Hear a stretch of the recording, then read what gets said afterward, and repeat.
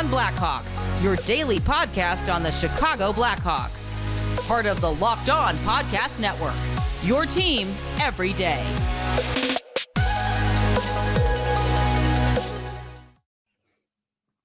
Welcome into the Locked On Blackhawks podcast, your daily podcast on the Chicago Blackhawks. Today is Saturday, November 20th. I'm your host, Jack Bushman. You can find me out on Twitter at Jack Bushman2, or you could also check out my Strictly Blackhawks account at Talkin' Hockey for all the latest Blackhawks news and updates. And if you're listening to the audio version of this today and you like what you're hearing, then please be sure to go out and follow the podcast. You can also go and leave me a review if you want to as well. It's all for free wherever you may listen to your podcast, whether that be through Apple Podcasts, Odyssey, Spotify, Google Podcasts, etc. If you go and follow the podcast right now, then you'll be able to get the latest episode as soon as it comes out each day.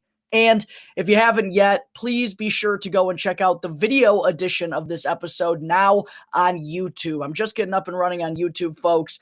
Every episode now is going to have a video version as well uploaded. And please, you've already shown some tremendous support by listening to this podcast. Now I just got to ask you for one more favor. It'll only take 2 seconds. First, go and like this video. Comment down below what you think the Hawks versus Oilers outcome is going to be tonight, and also go and subscribe to the Locked On Blackhawks YouTube page. Again, it'll only take 2 seconds and it'll help me out tremendously. So if you haven't done so already and you're not already watching this video, go and check out the Locked On Blackhawks YouTube page. Go and like this video. Comment down below what you think your prediction of tonight's game is going to be, and also subscribe to the Locked On Blackhawks YouTube page. All right, enough of that. Good morning, everyone, or good afternoon, everyone. Now, I guess. And welcome into the Locked On Blackhawks podcast. Thank you for tuning into today's episode and for making the show your first listen here to start your weekend. And I usually don't do Saturday episodes. Usually the show's only Monday through Friday, but with everything that was kind of going on in the world yesterday, I didn't really feel it was right to put out an episode talking about the Blackhawks and hockey and everything. So, There were clearly just some more important issues going on in the world yesterday.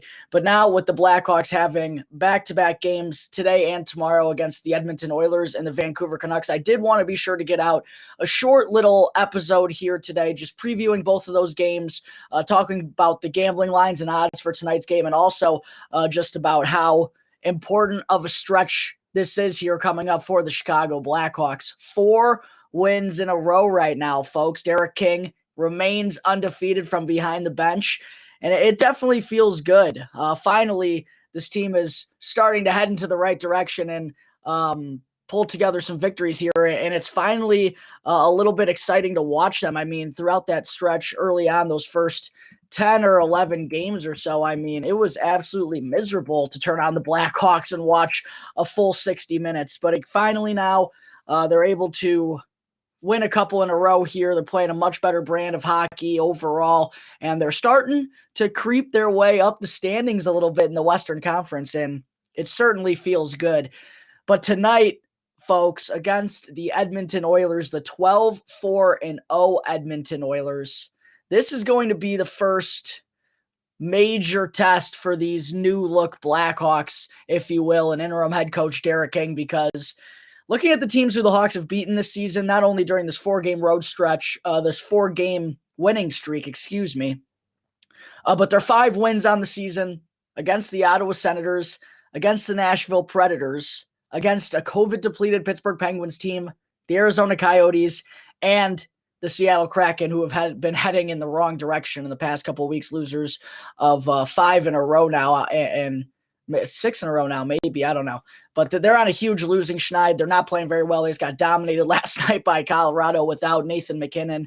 And 4 out of those 5 victories for the Blackhawks have come at home. So not the most impressive of resumes so far, despite, yes, obviously playing much better, and things are without a doubt heading in the right direction. But this matchup against the Oilers tonight is going to be the real test and true indicator of whether or not these changes are actually making a difference. You know, if Derek King's adjustments have been paying off, and if the difference in the voice and the mindset from the behind the bench is really working here for the Blackhawks.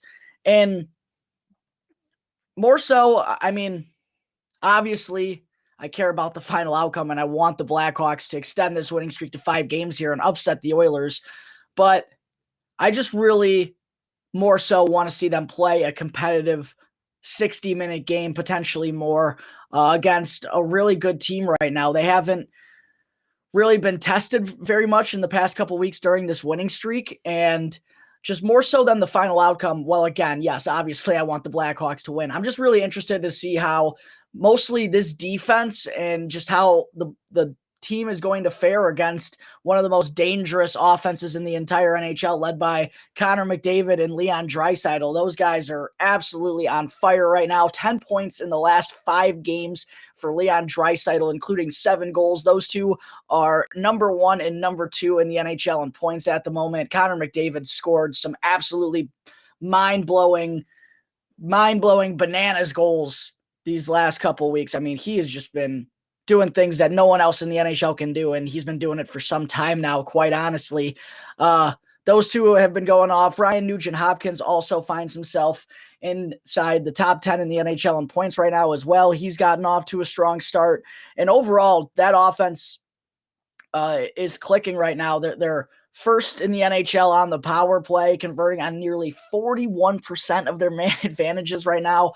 And the Hawks' penalty kills, allowed goals in back-to-back games to 2 of the worst power plays in the entire league. Going into last Friday night's game, Arizona was the worst on the power play, and then Wednesday against Seattle, they were the second worst, and both teams were able to score goals on the man advantage against the Blackhawks. So something they're going to need to tighten up tonight, or the Oilers can make them pay in a hurry. And overall, they're also second in the NHL in goals per game with 3.81 right now. So they're able to find ways to score the back of the net to find the back of the net on a nightly basis. And also their penalty kill has been pretty darn good as well. They're second in the league at 88.3%. So overall, top to bottom, this is just a scary Oilers team, and the Blackhawks undoubtedly are going to have their hands full. It's going to be their biggest test, especially in the defensive zone. I'm really interested to see how this defense is going to handle the pressure and the speed of Connor McDavid in that power play, as I just talked about, because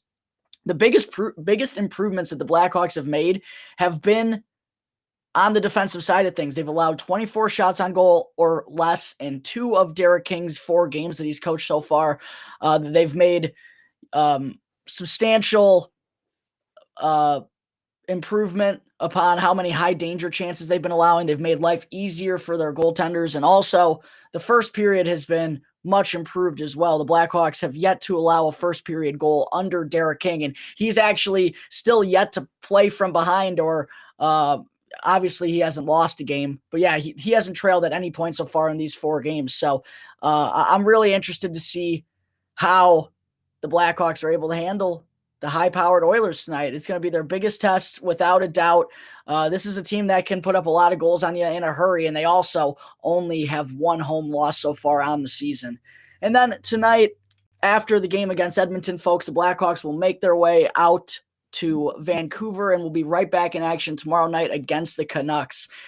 And I know that anytime you play a back-to-back, that second game, the back half is never an easy one, especially when it's coming on the road. You got some tired legs out there, but that one against Vancouver, it really feels like one the Blackhawks need to come away with 2 points in, especially if, I should say, they're not able to come out with a victory and extend that winning streak against the Oilers here tonight.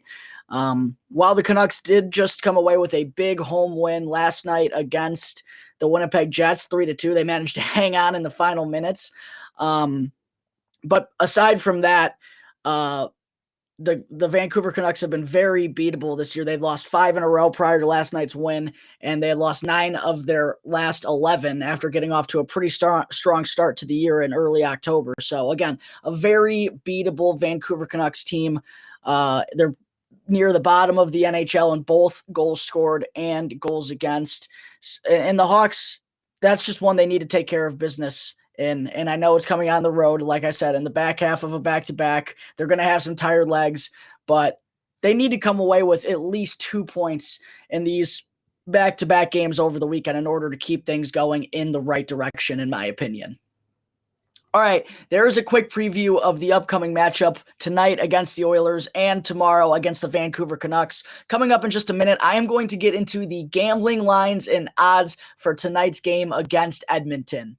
But first, I need to talk to you all about Built Bar, which is a protein bar that tastes just like a candy bar. Built Bar has a couple of tremendous classic flavors like double chocolate, strawberry, raspberry, salted caramel, and they now have a couple of new flavors as well that I've gotten to try recently, such as grasshopper cookie, which is really good if you're a fan of mint. They got cookies and cream, and they also have my personal number one, blueberry muffin. I can't believe there's a blueberry muffin protein bar out there on the market. And they also have many more flavors besides those that I just mentioned, all of which are filled with 100% real chocolate and are soft, easy to chew, and great for the keto diet. Not only are all the bars low calorie and low sugar, but they're also a great source for protein and fiber. So be sure to check out BuiltBar.com today and use the promo code LOCKED15. That's a capital L in LOCKED, followed by the number 15 to get 15% off your next order. One more time,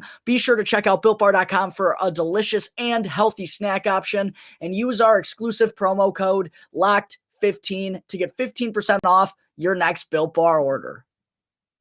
All right, welcome back to the Locked On Blackhawks podcast. I'm your host, Jack Bushman.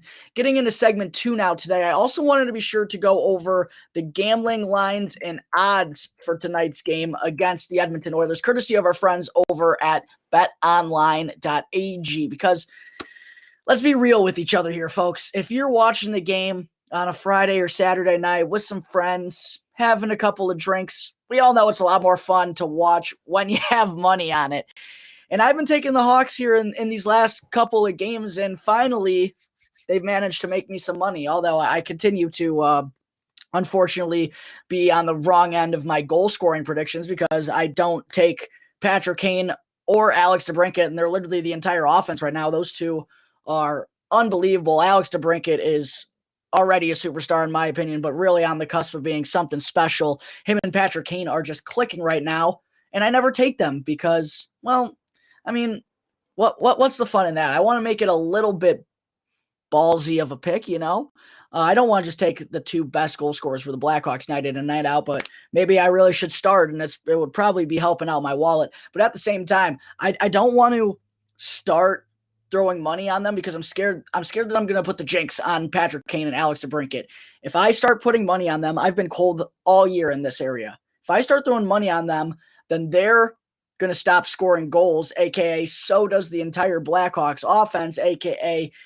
there goes the winning streak. They start losing again, and I can't have that on my conscience. So probably not going to take DeBrincat or Kane here tonight once again. Anyways, looking at the current lines for tonight's game, no shocker here. The 12-4-0 Oilers come in at home as the heavy favorites, currently sitting at minus 215, while the Chicago Blackhawks are plus 175. And I know they haven't played a team like the Oilers during this 4-game winning streak, but plus 175, pretty generous in my opinion, folks. Also, one thing to consider for Edmonton tonight is that they're going to be without a couple of their top defensemen. Darnell Nurse suffered, I think it was a finger injury the other day. Can't remember exactly what the injury was, but he's going to miss the next couple of weeks. And also Oscar Klefbom has yet to play this season for Edmonton after undergoing surgery in the offseason, as well as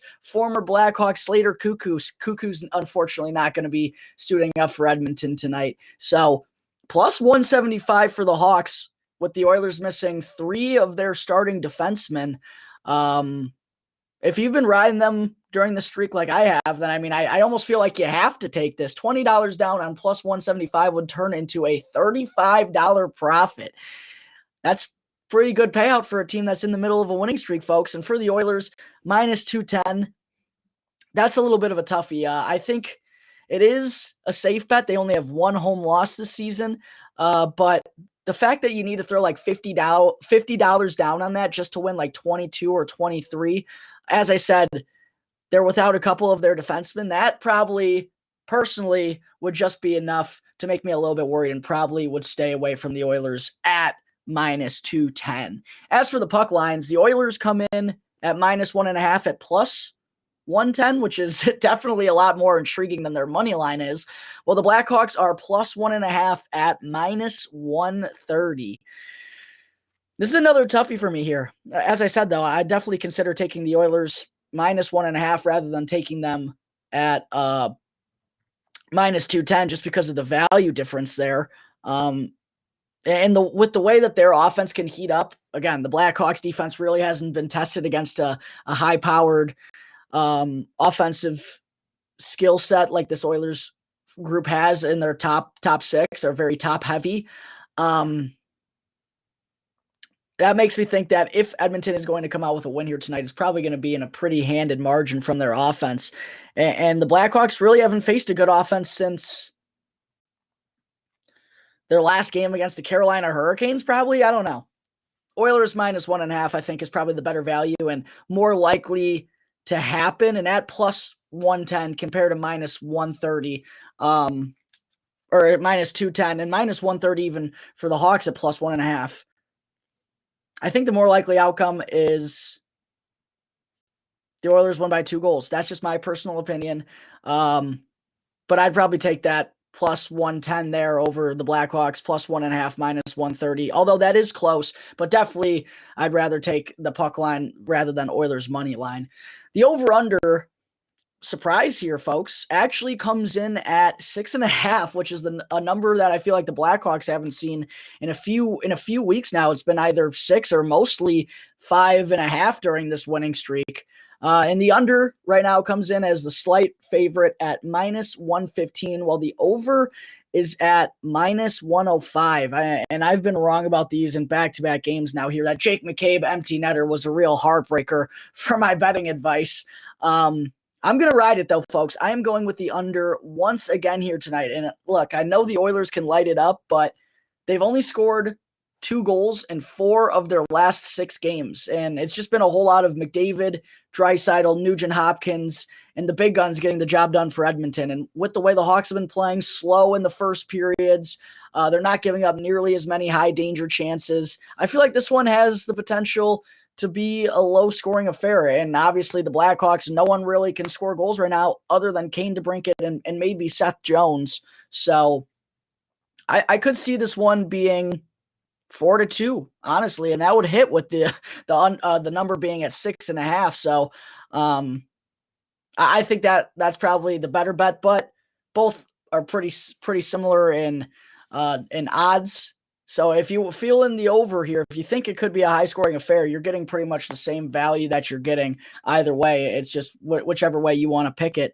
I haven't been all that good at the over-unders recently, ladies and gentlemen. So take everything, especially in the gambling department, that I say with a little bit of a grain of salt.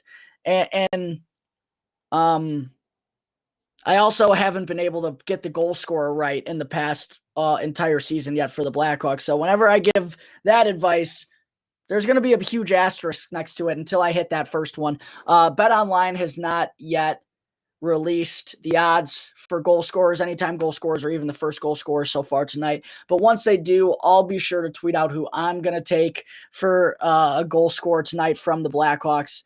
But until then, all I got is puck line, money line, and the over-under. All right, that's going to do it for the gambling lines and odds for tonight's game against the Edmonton Oilers. Coming up in just a minute, I'll be discussing the Blackhawks' projected lineup for tonight's game against Edmonton. But first, I need to talk to you all about betonline.ag, your online sportsbook experts, and be sure to use our promo code LOCKEDON, one word in all caps, to receive a 50% welcome bonus on your first deposit. BetOnline is the fastest and easiest way to bet on all your sports action. The NFL and college football are both closing in on the postseason. The UFC has some good fights coming up again tonight. Ketlin Vieira versus Misha Tate is the headliner. I got money on Vieira if you want to ride with me. Took Max Holloway last Saturday night. He won me some money. We're also now of course, right in the midst of the NBA and NHL seasons getting started as well. So for any sport you want to gamble on, you can get all the latest news, odds, and info with BetOnline. They have real-time updated odds and props on almost anything you can imagine. It's the best way to place your bets, and it's also free to sign up. So don't sit on the sidelines anymore. Head on over to the website, or you can also use your mobile device to sign up today, and be sure to use our exclusive promo code LOCKEDON. That's one word in all caps to receive a 50% welcome bonus on your first deposit. BetOnline, your online sportsbook experts. All right, we're back here on the Locked On Blackhawks podcast. Moving on into segment 3 before I let you all go and enjoy the rest of your Saturdays. I wanted to be sure to talk about the Blackhawks' projected lineup and starting goaltender for tonight against the Edmonton Oilers in the first half of this back-to-back. First, on Friday afternoon, Derek King had already announced that Kevin Lankinen is the one who's going to be getting the start here tonight against Edmonton. And I found that to be a little bit odd, which that's obviously going to set up Marc-Andre Fleury to play in the back half of this weekend back-to-back against the Vancouver Canucks tomorrow. That decision just surprised me a little bit, folks, because I honestly figured that Kinger would have liked to have ridden the hot hand here tonight against the much more dangerous Oilers and then give Lankinen his first start in almost 2 weeks, and a little bit of an easier matchup against the Vancouver Canucks. Flowers won 3 games in a row now. He's the one that's been really steering the way for the Blackhawks in their own zone, and he's been really impressive and has been on his A game in each and every one of those victories. So that decision personally just kind of surprised me a little bit. But again, who am I to question the king? I'm a ride or die baby, Derek King. You lead, we follow. That's how the rules go. But yeah, definitely a little bit of a shocking decision. One I didn't see coming heading into the weekend. Heading into tonight, Lankinen is 1-2-2 with a 3.11 goals against average and an .897 save percentage in his 6 appearances so far this season. And the last time out for Lankinen was the beginning of the Blackhawks winning streak on November 7th against the Nashville Predators. And that not only that night, but for the most part this season, honestly, I've thought Lankinen has been pretty solid when he has gotten a look. So it's not that I don't think he's undeserving of getting the start here tonight. No, that's not the case at all. I think he's been really solid, and the only reason his save percentage is below .900 is because the Blackhawks under Jeremy Colleton were giving up high danger chance after high danger chance. The goaltenders didn't stand a chance with Colleton and the way that the Blackhawks team was playing under him at that time. So no, it's not that I think Lankinen is undeserving of the start or anything. I was just a little bit surprised that King didn't once again want to go with the hot hand and ride Marc-Andre Fleury for potentially his 4th consecutive straight win in net.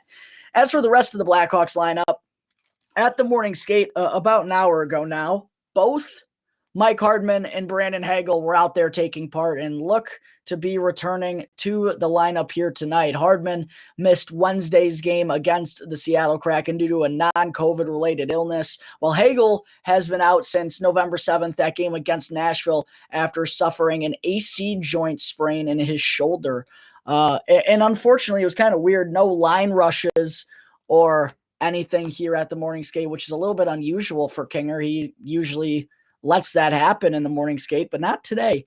So not really sure 100% what the lineup is going to be, but based on what King said yesterday, he stated that if Hagel is going to get back into the lineup, that he would slot right back into that second line alongside Jonathan Taves and Dominic Kubalik. And then Jujhar Khaira would promptly swap down to the third line with, I would imagine, Dylan Strome and Henrik Borgstrom, probably. Those two have been skating on the same line since Borgie returned to the lineup, and Strome's been predominantly playing center under Derek King so far.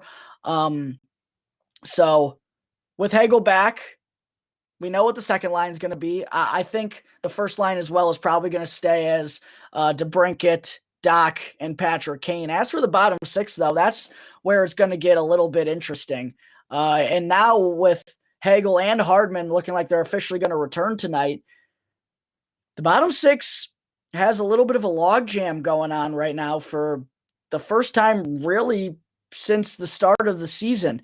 And with King saying that Jujar is going to go down to the third line, again, I probably imagine that's going to be with Strome and Borgstrom. I don't see either of those two drawing out of the lineup right now either.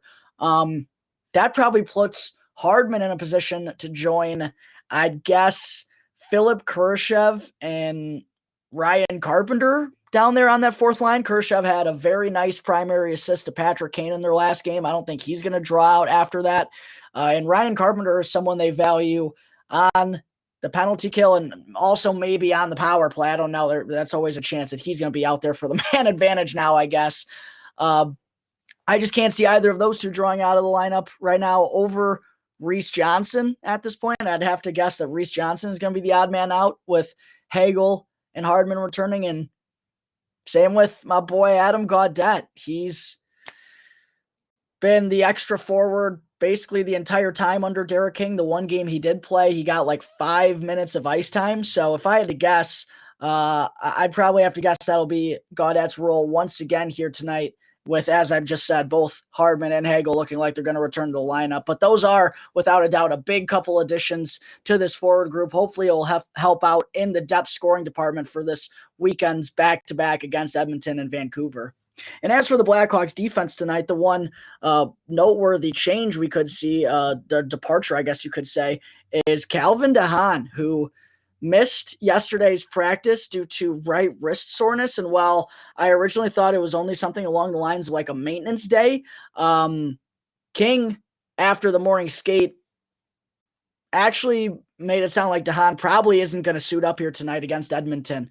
He's officially listed as a game time decision, but most beat writers and even King himself have made it sound more so like he's doubtful at this point. So that's kind of a tough loss for the Blackhawks, a huge shot blocker, and Calvin DeHaan not going to be able to play most likely. And the Hawks just continue to deal with issues on the back end. I swear it feels like they're never, or at least so far, they have yet to be fully 100% healthy on that back end. And now it sounds like both Caleb Jones and Eric Gustafsson will be in the lineup once again.